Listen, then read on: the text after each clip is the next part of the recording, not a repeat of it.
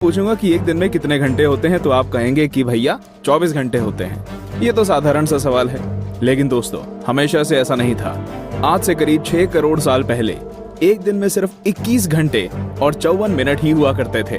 दरअसल चंद्रमा, सूरज और दूसरे ग्रहों के गुरुत्वाकर्षण से समुद्र में आने वाले ज्वार भाटों के कारण पृथ्वी की कक्षा में थोड़ा बहुत बदलाव आता रहता है और हर 100 साल में एक दिन का समय 1.7 मिलीसेकंड कम होता जाता है। पृथ्वी पर होने वाली प्राकृतिक आपदाओं के कारण भी दिन के समय में परिवर्तन होता है।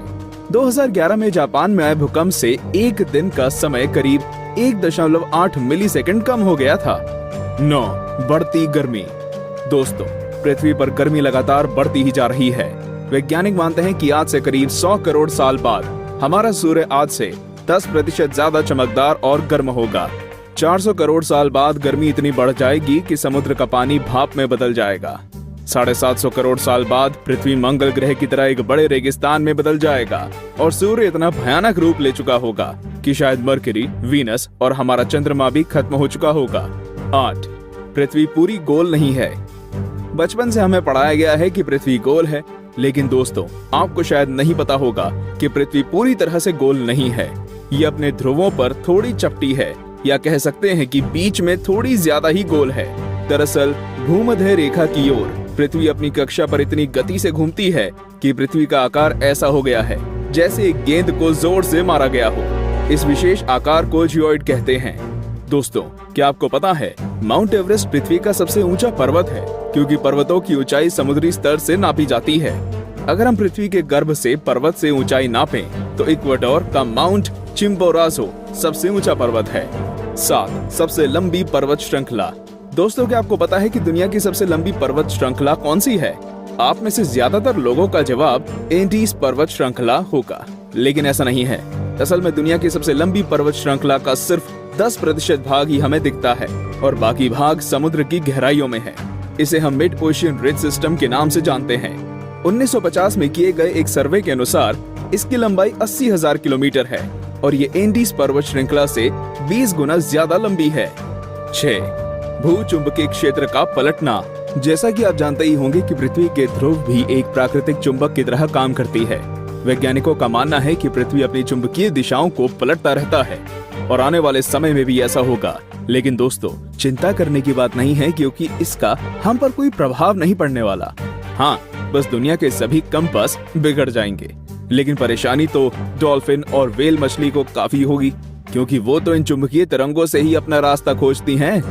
आप क्या सोचते हैं, क्या हमें ऐसे जीवों के लिए कुछ करना चाहिए? वीडियो को लाइक करके अपनी सहमति प्रकट कर सकते हैं या नीचे कमेंट कर सकते हैं। 5. असमान ग्रेविटी। दोस्तों आप में से कई लोग ये समझते होंगे कि पृथ्वी पर हर जगह ग्रेविटी या गुरुत्वाकर्षण एक सा ही होता है। आपको बता दूं कि ऐसा बिल्कुल भी नहीं है। कनाडा का हडसन बे एक ऐसा ही उदाहरण है।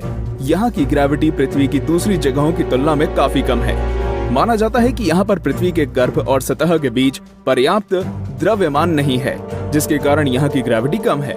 सन 2009 में अंतरिक्ष में भेजी गई एक सैटेलाइट से पृथ्वी की अलग अलग जगहों की ग्रेविटी नापी गई थी, जिसमें इस जगह के बारे में पता चला था।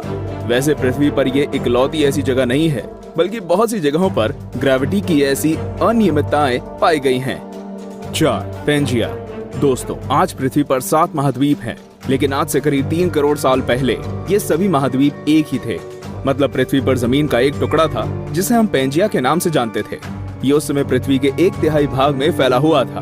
बाद में करीब 1 करोड़ 75 लाख साल पहले पृथ्वी की टेक्टोनिक प्लेट्स में हुई हलचल के कारण धीरे धीरे सभी महाद्वीप अलग अलग हो गए।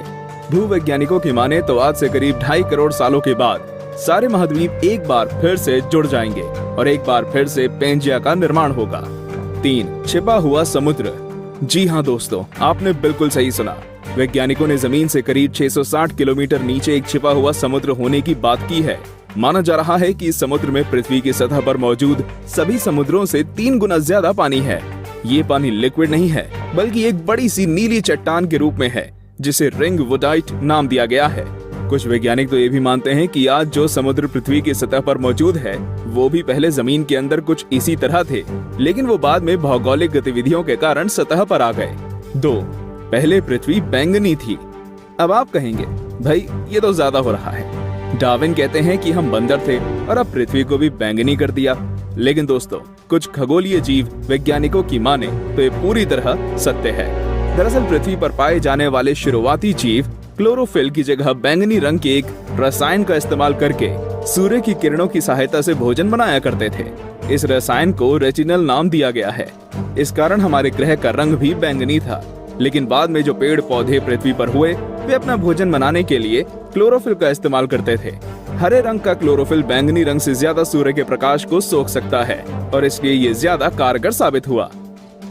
पृथ्वी पर जीवन की शुरुआत कैसे हुई? पृथ्वी पर लाखों और करोड़ों प्रजातियों के जीव रहते हैं, लेकिन उनमें से सबसे बुद्धिमान जीव यानी कि हम इंसान अभी तक ये पता नहीं लगा सके कि हम इस पृथ्वी पर आए कहां से। कुछ वैज्ञानिकों का मानना है कि पृथ्वी के सभी जीव जंतु उन मॉलिक्यूल से बने हैं जो पृथ्वी पर उस समय मौजूद थे। ये अणु या मॉलिक्यूल अपने आप को दोहरा सकते थे, जैसे कि डीएनए होता है। लेकिन ये मॉलिक्यूल्स पृथ्वी पर ही बने या ब्रह्मांड में दूर किसी ग्रह से आए, ये अभी तक भी साफ नहीं है। वैसे ज्यादातर वैज्ञानिकों का तो यही दावा है कि ये मॉलिक्यूल्स पृथ्वी के निर्माण के साथ ही बने थे और हम कोई एलियन नहीं हैं। तो दोस्तों, ये थी पृथ्वी से जुड़ी 10 दिलचस्प बातें।